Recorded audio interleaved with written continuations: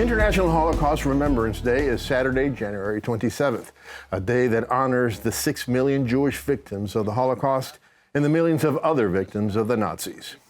A new HBO documentary, The Number on Great-Grandpa's Arm, tells the moving story of 90-year-old Holocaust survivor Jack Feldman, largely through the voice of his 10-year-old great-grandson, Elliot. Here's a look. This is my great-grandfather. He is a Holocaust survivor. Can you tell me a story about where you're from? I was born in Poland. Very happy life. They say, well, Hitler's coming to you. That was very nasty. The Germans came in and they took me away. They put this number. And joining us now to talk about the number on Great-Grandpa's Arm is Elliot Saiontz, whom we just saw in the clip, and the documentary's director and producer, Amy Schatz. Well, thank you so much, both of you, for being with us. Thank you. So, Amy, let me start with you. What's the origin of this project? How did it come to be? HBO executive producer Sheila Nevins found a book for children on the Holocaust, which was called The Number on My Grandfather's Arm, and it intrigued her. And she was wondering about making a children's show about this subject and approached me with the book. And we realized that there isn't very much out there for children and families on this subject, and that the Holocaust is such a big part of history, but there didn't seem to be very much appropriate for a family audience. And so the goal was to create an introduction to the subject for kids. And how did Elliot and Jack become the centerpiece of this documentary, the documentary? Well, this is a very important time in history where there are still survivors around to tell the story.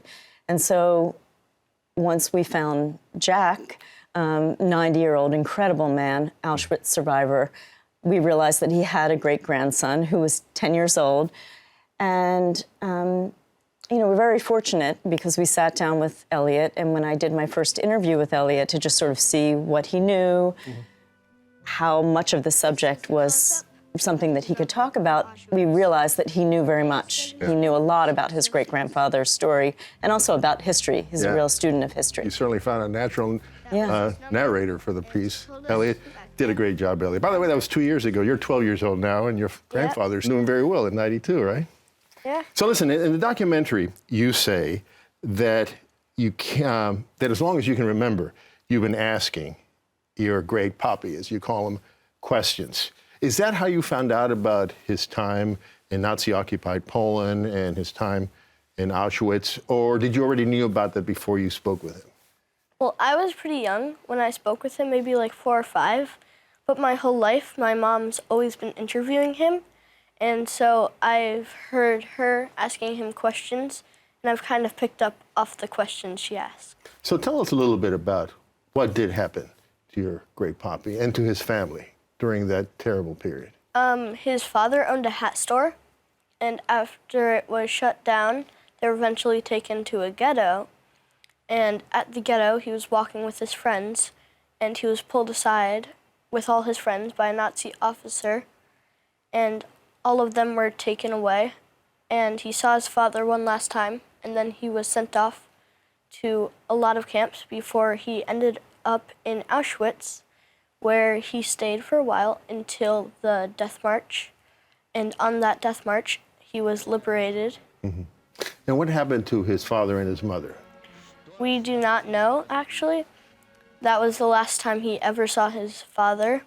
So listen, when you hear this, when you learned about this, if I may ask, what was your reaction?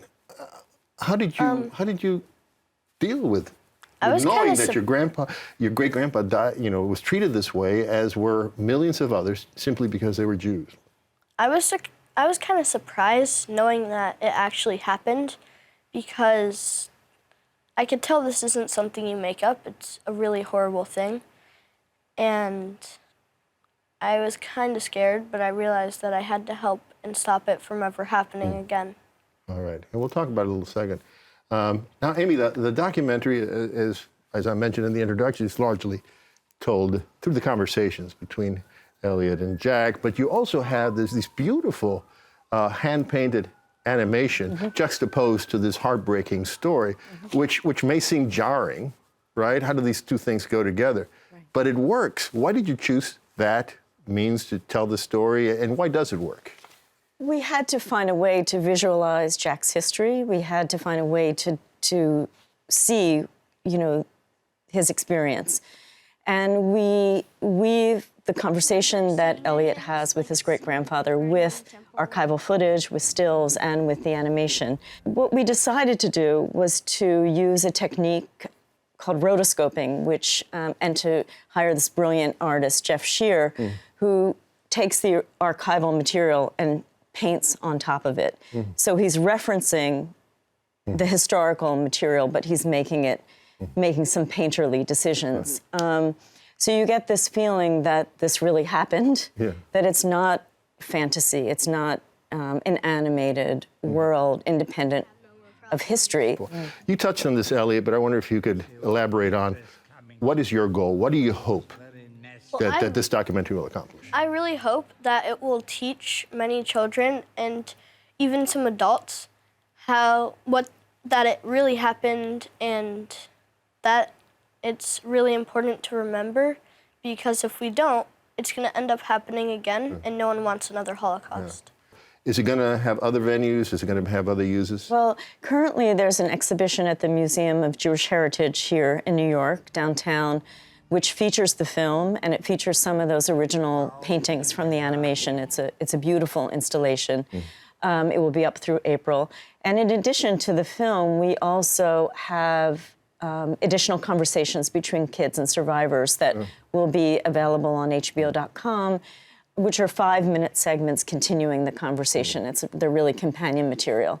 So, we hope that, as Elliot says, that this is something that will communicate to the next generation. I tell you, it hits home. It's a powerful documentary. It's particularly home for us here on MetroFocus. Our executive producer, Dave Brown, his father was a survivor. So we've heard the story, but now we've seen it. Thank you both so much for the documentary and for joining us today. Thank you very much. Okay, the HBO documentary, The Number on Great Grandpa's Arm, debuts January 27th on HBO. Check online for subsequent viewings.